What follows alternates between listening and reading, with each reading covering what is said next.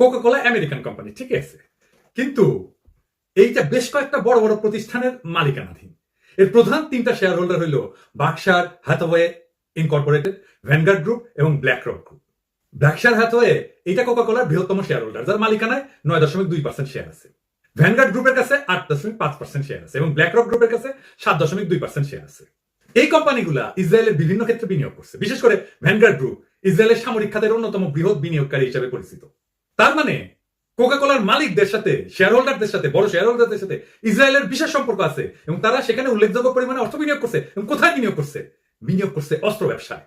এই ব্ল্যাকশায়ার হ্যাথওয়ে এবং vanguard group এবং ব্ল্যাকরক গ্রুপ তিনজনেরই ইসরায়েলের প্রতিরক্ষা খাতে বিনিয়োগ আছে। ব্ল্যাকশায়ার হ্যাথওয়ে গ্রুপ ইসরায়েলি কোম্পানি ইস্কারের মালিক। ইস্কার একটা ইসরায়েলি টুল নির্মাতা যা এরোস্পেস এবং প্রতিরক্ষা খাতে ব্যবহার করা হয়, যেটা তারা বানায়। এই ব্ল্যাকশায়ার হ্যাথওয়ে হচ্ছে ওয়ারেন বাফেটের কোম্পানি। $4 বিলিয়ন ইস্কারের 80% মালিকানা কেনে এবং পরবর্তীতে 2013